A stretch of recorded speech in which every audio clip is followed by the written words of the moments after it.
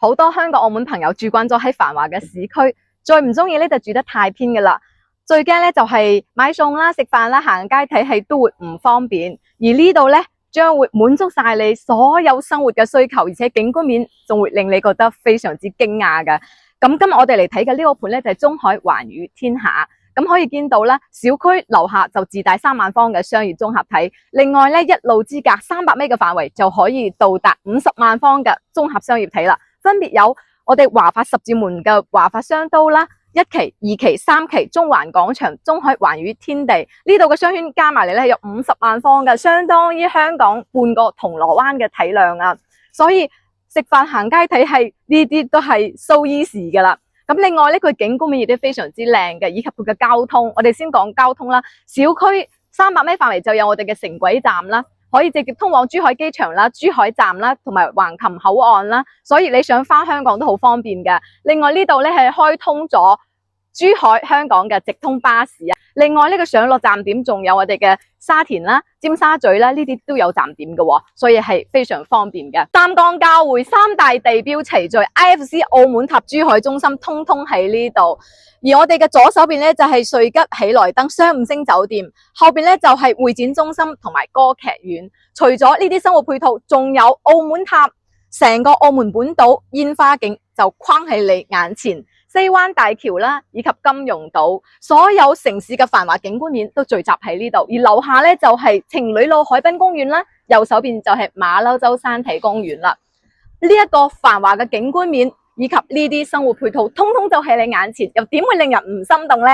我哋一齊嚟睇睇項目嘅整體沙盤位置，先講講小區周邊有啲咩配套。啱先咧，我哋已經講過。呢一個情侶路海濱公園超級舒服嘅，無論係露營啦或者係散步啦，喺呢度都好寫意。咁另外呢度仲有一個馬騮洲山體公園啊，隔離呢度咧學校有我哋嘅匯民中學啦，而家喺度施緊工，目前咧在讀係借讀十字門小學呢一個位置嘅。我哋再過嚟睇睇呢一邊，咁小學呢邊隔離就係中環廣場。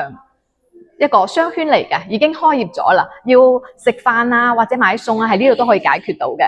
再過嚟咧就係華發商都十字門華發商都嘅1期、2期、3期，1期喺會展中心呢邊，2期、3期喺呢邊嘅。咁睇睇我哋呢邊咧有個十字門隧道咧，係可以直接通往橫琴金融島，2分鐘嘅車程就可以到達啦。而且呢度咧華發商都門口有個城軌站已經開通嘅，可以直接通往珠海機場啦，以及我哋嘅橫琴口岸，仲有拱北關口。想要返香港嘅話，可以通過港珠澳大橋啦。而呢度揸車去到港珠澳大橋，亦都係10分鐘嘅車程。如果要去到橫琴關口，5分鐘嘅車程就可以到達啦。咁我哋睇返周邊咧，仲有我哋嘅會展中心啦，以及我哋嘅歌劇院，3大地標齊聚。可以睇到澳門塔嘅距離真係一江之隔，呢一個環境係大家毋庸置疑嘅。咁講翻項目啦，成個項目咧，我哋係一共分為8個地塊所組成嘅。首先咧，1到5號地塊咧就係作為住宅用地，6號地塊咧就係作幼兒園啦，公立幼兒園已經係開咗噶啦咁而7號地塊咧就係鄰里中心，8號地塊就係作為一個商業會所。如果你要頭排海景攞嚟做商業用途嘅話，其實呢一個海景別墅都係非常唔錯嘅一個選擇。另外咧，我哋講翻 E 區係成個項目所有最貴最靚仔嘅單位全部都聚集喺呢度。咁目前在售有168同埋218方嘅單位可以選擇嘅。咁第一排係218啦，咁二排嘅話咧係169。目前3棟同4棟咧係有少量貨源可以選擇嘅。咁單價咧係去到4萬以上嘅，頭排要去到5萬以上，所以咧佢靚係有佢嘅原因嘅。C 區主要咧係洋房已經售罄嘅啦，咁再過嚟 D 區咧呢度咧就已經係賣完，而家可以選擇咧就係匯德利啦，同埋我哋 A 區匯德利咧有我哋嘅80同埋99方啦。咁另外 A 區呢度係新加推嘅。尤其是我哋3棟同4棟而家係可以選擇戶型咧，係有99方啦、125方。A 區嘅環宇天地，亦都係5個住宅地塊當中最具鬆弛感嘅。點解咁講咧？因為咧佢落樓就係3萬方嘅商業街，着對拖鞋落樓就可以食飯行街，一步到位啦。翻嚟屋企亦都係幾步路嘅距離就可以滿足。咁呢一個區咧係一共4棟樓，雖然咧唔係好大，660伙啦。但係咧佢係做得小而精，係相當精緻嘅。點解咁講咧？咁從呢個大堂入戶就可以感受到出嚟㗎。7米中空挑高嘅大堂，睇起身真係非常之氣派嘅。而且佢嘅園林景觀雖然唔係好大，但係做得非常之精緻，小而精。而且咧，佢呢邊嘅面積咧，無論係剛需或者改善，都可以滿足到你唔同嘅需求。我哋而家位於99方嘅示範單位，客廳開間就有4.3米闊，咁陽台係幫你做好咗風窗處理啦。望出去咧，仲可以睇到海景單位，即係如果樓層係喺15樓以上嘅話，就可以見到非常之唔錯嘅景觀。咁另外咧，呢邊就做咗雙門嘅預留冰箱位啊，冰箱收樓係冇嘅先講，你可以到時參照我哋嘅示範單位一齊做啦。呢度嘅收納空間係非常之足夠嘅。咁另外嘅話，我哋再過嚟就係一個開放式嘅廚房啦。咁我哋廚房入邊仲有西門子3件套、灶台啦，同埋抽油煙機啦，仲有埋呢一個洗碗機，3件套係齊晒噶。等，仲有一個熱水器都幫你安排好咗。咁呢度係做咗個 U 型嘅設計啦，而且喺呢度煮飯嘅時候仲可以睇到我哋十字門華發雙刀啦，同埋城軌站。係咪好便利咧？咁出嚟我哋呢一個餐廳嘅空間位，其實佢設計得係好實用嘅。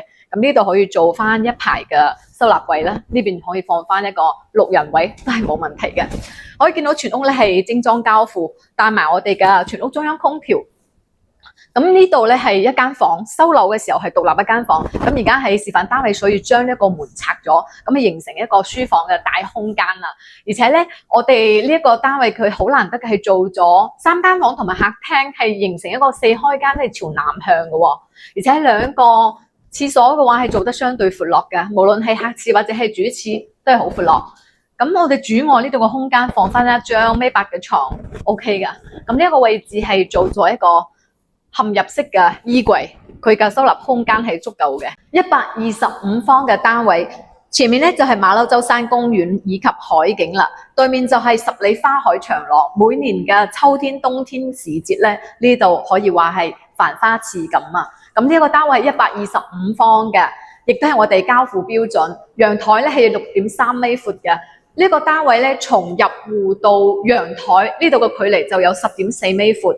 咁佢重心係有4.3米，呢個大空間真係好闊綽啊！廚房係做咗開放式啦，呢個灶台係相當實用嘅。全屋咧係中央空調日立嘅品牌嘅，咁所以佢嘅交付標準相對嚟講係比較高嘅。